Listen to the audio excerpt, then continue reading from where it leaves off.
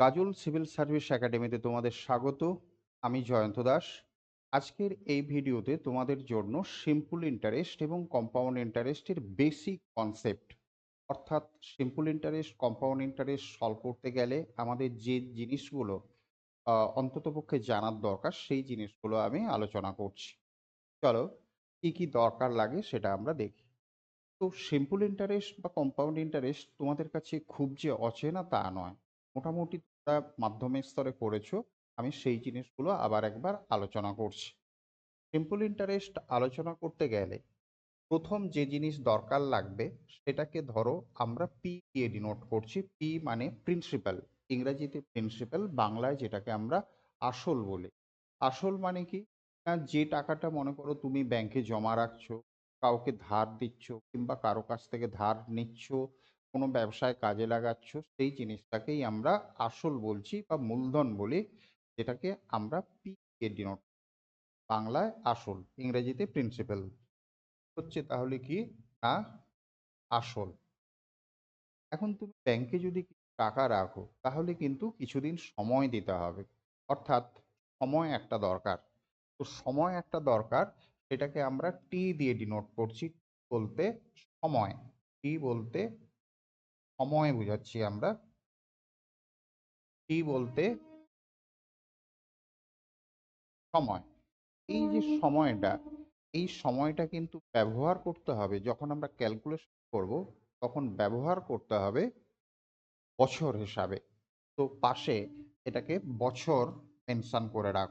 আমি হয়তো লেখার সময় বেশিরভাগ সময় এরকম ওয়াই আর দিয়ে লিখবো, দ্যাট ইজ ইয়ার বোঝাবো, ইয়ার বছর বোঝাবো, ঠিক আছে। এবার তুমি যদি পরিমাণ টাকা রাখো, কয়েক বছর সময় গেল বা কয়েক মাস সময় গেল, তারপরে সেটা কি হবে, নিশ্চিতভাবেই কিছু বাড়বে, অতিরিক্ত কিছু হবে। অতিরিক্ত কিছু যেটা হয় সেটা আমরা কি থেকে দেখি, যখন ধরো তোমার ব্যাংকের পাসবইটা তুমি আপডেট করছো, তাতে আমরা কি দেখতে পাই, যে টাকা জমা রাখা হয়েছিল তার থেকে কিছু বেড়েছে। তো ওই যে আপডেট করলে আমরা যে জিনিসটা দেখতে পাই সেটাকেই মনে করো কি বলবো আমরা, অ্যামাউন্ট বলবো। এই অ্যামাউন্ট এ দিয়ে ডিনোট করছি। ইংরেজিতে অ্যামাউন্ট বলা হচ্ছে, বাংলায় এটার অনেক রকম নাম থাকে। কোথাও দেখবে সুদে আসলে, আহ, সুদে আসলে, কিংবা কোথাও দেখবে সুদে মূলে, সুদে মূলে, কোথাও দেখবে স্ববৃদ্ধি মূল বলে এরকম একটা শব্দ ব্যবহার করা হয়। স্ববৃদ্ধি মূল, এরকম একটা শব্দ ব্যবহার করা হয়। তো এই কথাটার মানে হচ্ছে কি না, তুমি টাকাটা রাখছিলে তার থেকে অতিরিক্ত কিছু বেড়েছে, সেইটাকে আমরা অ্যামাউন্ট বলছি।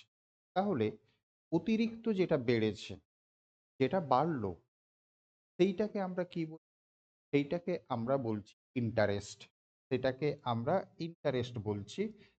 ক্যাপিটাল আই দিয়ে ডিনোট করব। আই মানে কি না মোট সুদ। আই মানে মোট সুদ, অর্থাৎ অতিরিক্ত যত পাওয়া গেল। তাহলে মোট সুদ সেটা আমরা কিভাবে ক্যালকুলেশন করব, কিভাবে দেখব। তুমি বই আপডেট করলে যেটা দেখতে পাচ্ছ সেটা তো দেখতে পাচ্ছই, এবং তুমি কত টাকা জমা রাখছিলে সেটা জানো। তাহলে ওই দুটোর যে পার্থক্য, যেটা ডিফারেন্স, সেই ডিফারেন্সটাই কি বলবো আমরা, মোট সুদ বলবো। তাহলে এই মোট সুদ পাওয়ার জন্য আমাদেরকে কি করতে হবে, অ্যামাউন্ট থেকে প্রিন্সিপাল মাইনাস করতে হবে। অ্যামাউন্ট থেকে প্রিন্সিপাল মাইনাস করতে হবে। এই হচ্ছে ইন্টারেস্ট। তাহলে এটা একটা আমরা ফর্মুলা পেয়ে গেলাম, ধরো ধরো, বা যেটা খুব বেসিক কনসেপ্ট, এটাকে ফর্মুলা ভাবলে বেশি কঠিন মনে হবে, বাট টেক ইট। তো ইন্টারেস্ট ইকুয়াল টু কি হলো না, অ্যামাউন্ট মাইনাস প্রিন্সিপাল। এটাকে একটু নোট করে নাও। এবার এক্ষেত্রে আরেকটা জিনিস আছে যেইটা বোঝার জন্য হয়তো একটু জটিল মনে হয়, সেটা হচ্ছে কি না রেট অফ ইন্টারেস্ট, বাংলায় সুদের হার। রেট অফ ইন্টারেস্ট মানে হচ্ছে সুদের হার, যেটাকে ছোট হাতের আর দিয়ে রিপ্রেজেন্ট করছে, ছোট হাতের আর, এবং এটাকে পার্সেন্টেজ দিয়ে মেনশন করা হয়। এখন পার্সেন্টেজ জিনিসটা কি সেটা একটু ভালো করে বুঝো। দেখো, কত টাকা কত দিন রাখলে বা কত বছর রাখলে অতিরিক্ত কত পাবে, তার একটা নির্দিষ্ট মানদণ্ড থাকা দরকার।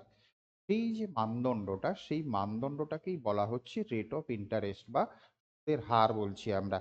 রেট অফ ইন্টারেস্ট বাংলায় হচ্ছে কি না সুদের হার।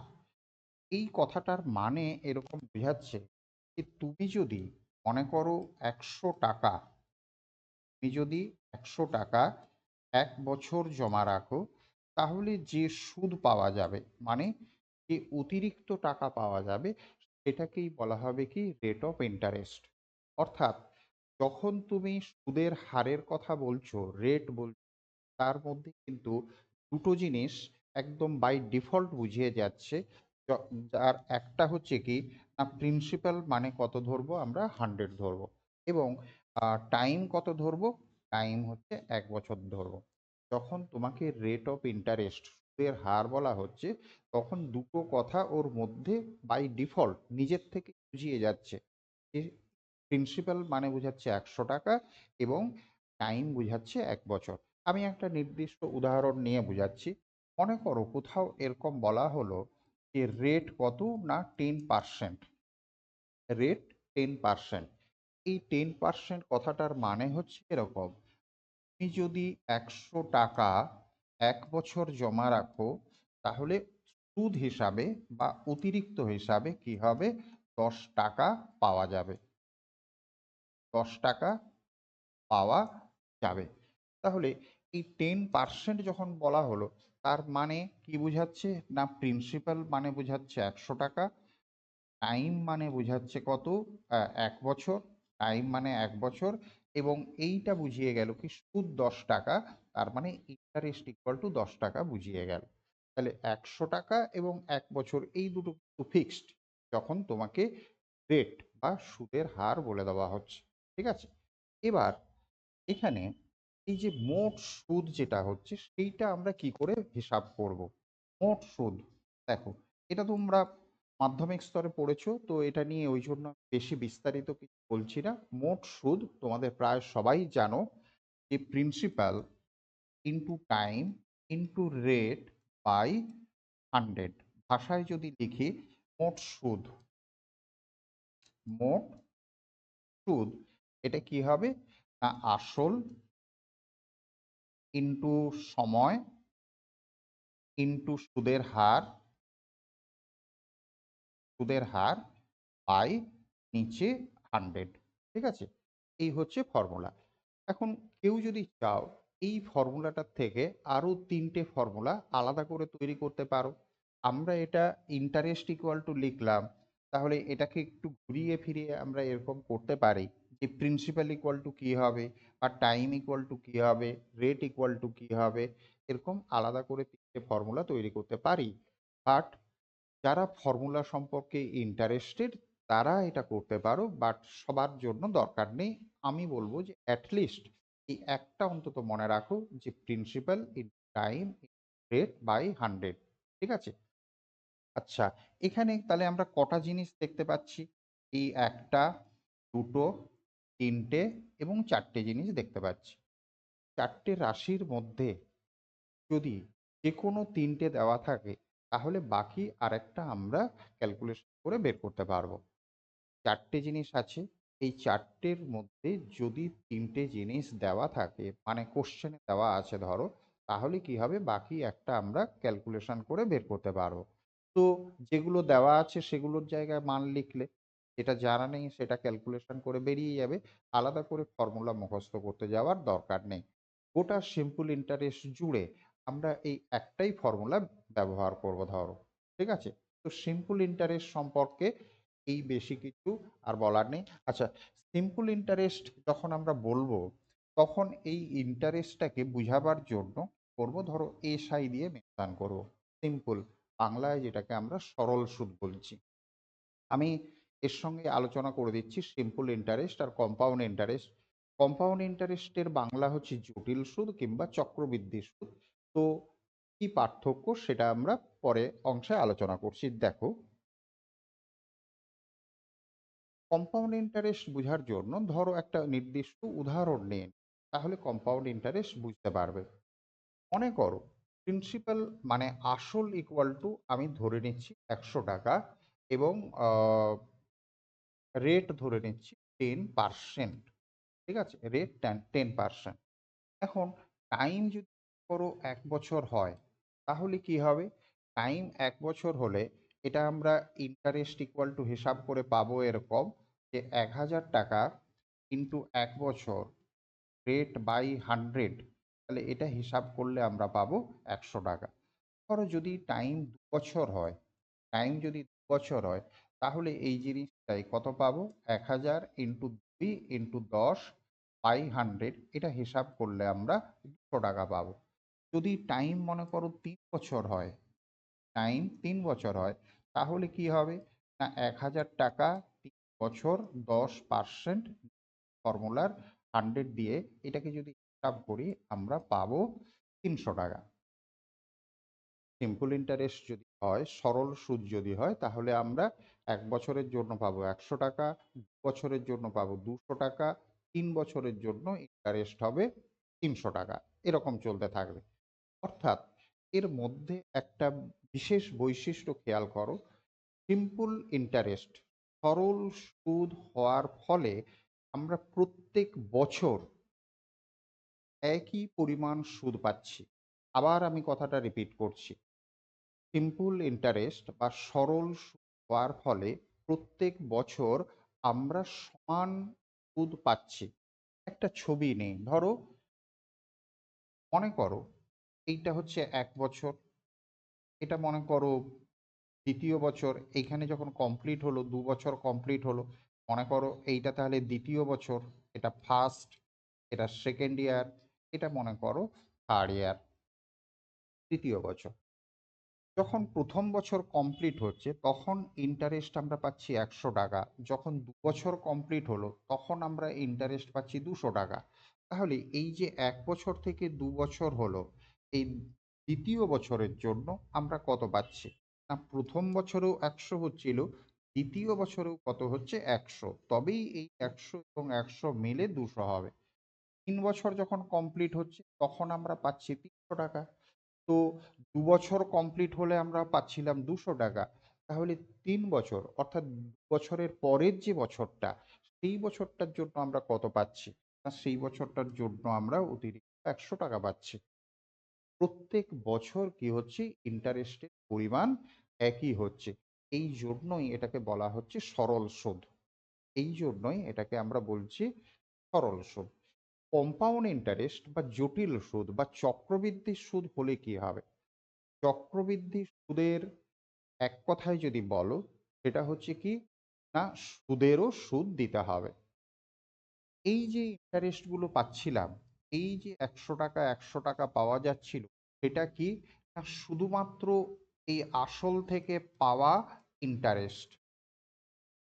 শুধুমাত্র এই আসল থেকে পাওয়া ইন্টারেস্ট হচ্ছে সিম্পল ইন্টারেস্টের ক্ষেত্রে ব্যবহার হচ্ছে। সেই কারণে যেহেতু আসলের পরিমাণ একই আছে এবং রেট একই আছে, প্রত্যেক বছর ইন্টারেস্টের মানও সেজন্য একই হয়েছে। কিন্তু কম্পাউন্ড ইন্টারেস্ট বা জটিল সুদ বা চক্রবৃদ্ধি সুদ হলে কি হবে? সুদের সুদ পাওয়া যাবে। আসল থেকে তো সুদ পাওয়া যাবেই, কিন্তু সুদের জন্য সুদ পাওয়া যাবে। অর্থাৎ যখনই আমরা কোনো একটা নতুন টাইম পিরিয়ডে ঢুকছি, মনে করো প্রথম বছর কমপ্লিট হলো, প্রথম বছর কমপ্লিট হওয়ার পর যখন দ্বিতীয় বছরের জন্য ঢুকছি, তখনই কি হচ্ছে? না এই টাইম পিরিয়ডের আগে, এই ১ বছরের আগে যে ছিল সেই সুদের জন্য সুদ আমরা পাবো। অর্থাৎ দ্বিতীয় বছরে এই প্রিন্সিপালের থেকে যেমন ১০০ টাকা পাওয়া যায় সেটা তো আমরা পাবোই, কিন্তু তার সঙ্গে কি হবে? না প্রথম বছরের যে সুদ ছিল সেই সুদের থেকে আমরা একটা সুদ পাবো। এই ১০০ টাকার আবার 10% যদি করি তাহলে কি হবে? না ১০ টাকা আমরা পাবো। এইটা হবে। অর্থাৎ দ্বিতীয় বছরে যেটা শুধুমাত্র ১০০ টাকা হচ্ছিল সরল সুদের ক্ষেত্রে, জটিল সুদ বা চক্রবৃদ্ধি সুদ হওয়ার ফলে কি হচ্ছে? দ্বিতীয় বছরে আমরা কিন্তু ১১০ টাকা পাচ্ছি এবং সব মিলিয়ে বছর কমপ্লিট হওয়ার ফলে কম্পাউন্ড ইন্টারেস্ট আমরা কত পাবো? এই ১০০, ১০০ এবং ১০ এইটা পাবো, মানে ২১০ টাকা হবে। তাহলে কম্পাউন্ড ইন্টারেস্ট হলে অতিরিক্ত কি আসলো? না, অতিরিক্ত এই ১০ টাকা আসলো ২ বছরের জন্য। আবার ভালো করে বুঝো, এই ১০০ এবং এই ১০০ পাচ্ছিলাম আমরা ২ বছরের জন্য সিম্পল ইন্টারেস্ট হওয়ার ফলে ২০০ টাকা পাচ্ছিলাম। কম্পাউন্ড ইন্টারেস্ট হওয়ার ফলে কি হচ্ছে, প্রথম বছরের যে সুদ এই ১০০ টাকা, তার থেকে আমরা একটা ইন্টারেস্ট দ্বিতীয় বছরে পাচ্ছি বাড়তি ১০ টাকা। ঠিক আছে? এই ১০ টাকাটা সিম্পল ইন্টারেস্ট হওয়ার সময় ছিল না। তাহলে এই যে ১০ টাকাটা পেলাম, সেই ১০ টাকাটাকে আমরা কি বলবো? না, কম্পাউন্ড ইন্টারেস্ট এবং সিম্পল ইন্টারেস্টের ডিফারেন্স, পার্থক্য কখন? না, বছরের জন্য। বছরের ক্ষেত্রে এইটা হয়ে যাবে ডিফারেন্স। যখন আমরা ৩ বছরের জন্য যাব, তখন কি হবে? না, প্রিন্সিপাল থেকে যেমন ইন্টারেস্ট পাই তেমন তো পাবোই, এবং এই ২ বছরের আগে পর্যন্ত যতগুলো সুদ আছে, বছরের আগে পর্যন্ত যতগুলো সুদ আছে, অর্থাৎ এই ১০০, ১০০ এবং ১০, এর ইন্টারেস্ট তৃতীয় বছরে আমরা পাবো। অর্থাৎ এই ১০০ টাকার থেকে ইন্টারেস্ট, আমি কালার চেঞ্জ করে দিচ্ছি, ধরো এই ১০০ টাকার থেকে ইন্টারেস্ট একটা আসবে ১০ টাকা, এই ১০০ টাকার থেকে ইন্টারেস্ট আসবে ১০ টাকা, এবং এই ১০ টাকার থেকে ইন্টারেস্ট ১০% হিসাবে কত পাবো? ১ টাকা পাবো। অর্থাৎ সিম্পল ইন্টারেস্ট হওয়ার ফলে, সিম্পল সরল সুদ হওয়ার ফলে তৃতীয় বছরে শুধুমাত্র এই ১০০ টাকা পাচ্ছিলাম, কিন্তু জটিল সুদ হওয়ার ফলে কি হচ্ছে, এই ১০০ যেটা আসল থেকে পাই সেটা তো পাবোই, তার সঙ্গে সঙ্গে কি হচ্ছে, এই ১০, এই ১০ এবং ১, এই ২১ টাকা আমরা বছরে অতিরিক্ত পাচ্ছি আমরা। শুধুমাত্র তৃতীয় বছরে অতিরিক্ত ২১ টাকা পাচ্ছি। এবং এই সবগুলো যদি যোগ করে দিই, এই ১০০ তিনখানা, এই ১০ তিনখানা এবং ১ যদি যোগ করে দিই, তাহলে যেটা হবে সেটাই হবে কি, কম্পাউন্ড ইন্টারেস্টের ক্ষেত্রে ইন্টারেস্ট, মানে ৩০০, ৩টে ১০-এ ৩০ এবং ১, অর্থাৎ ৩৩১ টাকা হচ্ছে বছরের কম্পাউন্ড ইন্টারেস্ট। আর যখন সিম্পল ইন্টারেস্ট হচ্ছিল, তখন কি হচ্ছিল, এটা ৩০০ টাকা হচ্ছিল এই সিম্পল ইন্টারেস্ট। ঠিক আছে? এরকম যদি এর পরের কোনো সময় থাকে তাহলে কি হবে? না, প্রিন্সিপালের থেকে তো এটা আমরা পাবোই। তার সঙ্গে, সঙ্গে কি হবে? এই এতগুলো যে ইন্টারেস্ট আছে সবগুলোর জন্য আমরা বাড়তি পাবো। তো আপাতত আমি ৩ বছরের মধ্যেই সীমাবদ্ধ থাকছি। ৪ বছরের তোমাদের খুব একটা দরকার লাগবে না। একটু অ্যাডভান্স লেভেলে দরকার লাগে, বাট তোমাদের দরকার লাগবে না। তাহলে এখানে যে ছবিটা হলো, সেই ছবিটাকে আমরা ভালো করে বুঝার চেষ্টা করি। কম্পাউন্ড ইন্টারেস্ট কোশ্চেন সলভ করতে গেলে কিন্তু আমাদের এই ছবিটাকেই ভালো করে দরকার লাগবে। আচ্ছা, তার আগে আমি আরেকটা কথা বলে নিই, এটা একটু আবার তোমরা ভুল ধারণা করবে। সিম্পল ইন্টারেস্টে যেমন আমরা একটাই ফর্মুলা পাচ্ছিলাম, সিম্পল ইন্টারেস্টের যেমন একটাই ফর্মুলা পাচ্ছিলাম যে principal in time into rate by 100, compound ইন্টারেস্টে সরাসরি ইন্টারেস্ট পাওয়ার কিন্তু এরকমের কোনো ফর্মুলা নেই। কম্পাউন্ড ইন্টারেস্টে একটিই ফর্মুলা, সেটা হচ্ছে অ্যামাউন্টের ফর্মুলা। আমরা অ্যামাউন্ট ইকুয়াল টু পাবো। অ্যামাউন্ট ইকুয়াল টু কি পাবো? না, principal into 1 plus R by 100, time হয়ে যাবে পাওয়ারে, পাওয়ারে টাইম চলে যাবে। ঠিক আছে? এই হচ্ছে কম্পাউন্ড ইন্টারেস্টের formula. Amount equal to principal into 1 plus R, মানে রেট বাই 100 পাওয়ারের সময়। ঠিক আছে? এইটা হচ্ছে কম্পাউন্ড ইন্টারেস্টের প্রধান ফর্মুলা।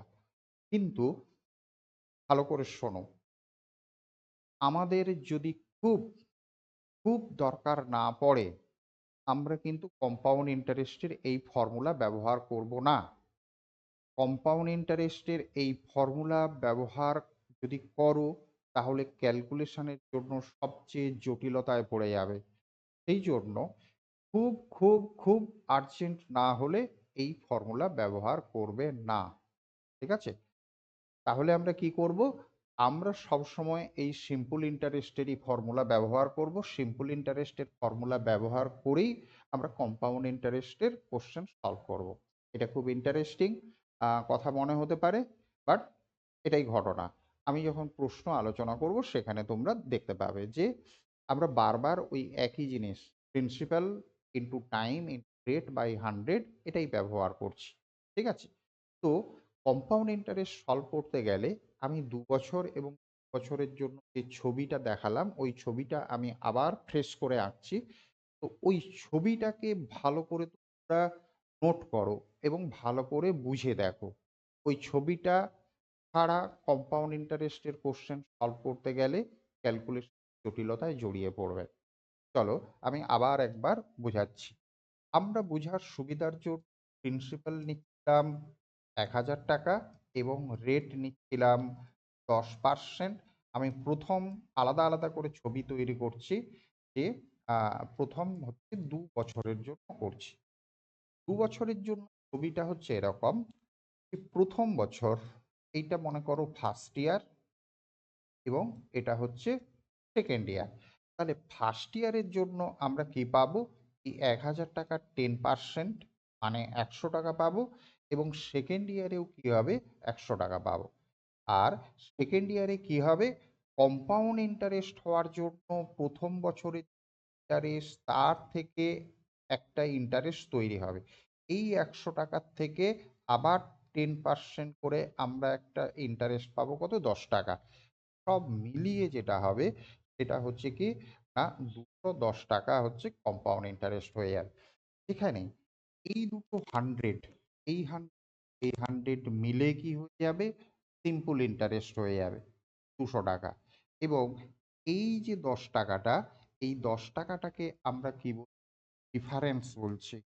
ডিফারেন্স পার্থক্য, অর্থাৎ কম্পাউন্ড ইন্টারেস্ট হওয়ার ফলে অতিরিক্ত আমরা কত পাচ্ছি সেইটা হচ্ছে এই জিনিসটাকে রিপ্রেজেন্ট করছে। এই ২১০ হচ্ছে কি কম্পাউন্ড ইন্টারেস্ট।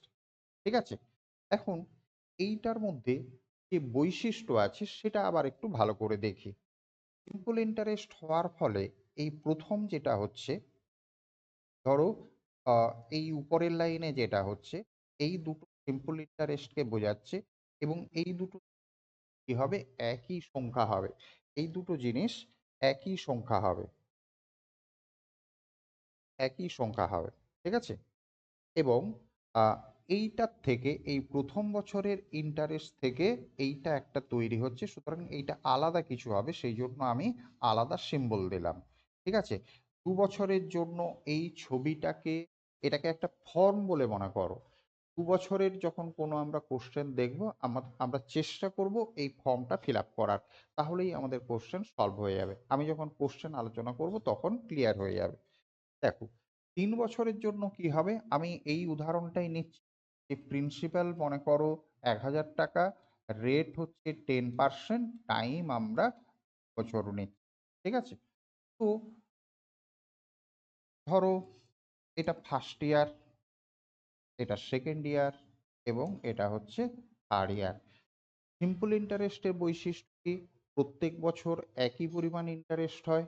তাহলে ১,০০০ টাকার 10% হিসাবে প্রথম বছরও ১০০ টাকা, দ্বিতীয় বছরও ১০০ টাকা, তৃতীয় বছরও কি হবে? ১০০ টাকা হবে। এইটা হচ্ছে সিম্পল ইন্টারেস্ট। এই লাইনটা এই যে প্রথম লাইন ৩টে ১০০ লিখলাম, এই ৩টা সিম্পল ইন্টারেস্টকে রিপ্রেজেন্ট করছে। ঠিক আছে? কম্পাউন্ড ইন্টারেস্ট হওয়ার ফলে কি হবে? প্রত্যেক আগের যে ইন্টারেস্টগুলো সেই ইন্টারেস্টের ইন্টারেস্ট পরের সময়গুলোতে যাবে। অর্থাৎ এই যে ১০০ টাকা, এই ১০০ টাকা এটা হচ্ছে প্রথম বছরের সুদ। এরপরে যত বছর থাকবে প্রত্যেক বছরের জন্য তার ইন্টারেস্ট পাওয়া যাবে। এই ১০০ টাকা থেকে ইন্টারেস্ট ১০ টাকা আমি দ্বিতীয় বছরে পাবো। এর থেকে ইন্টারেস্ট তৃতীয় বছরেও ১০ টাকা পাবো।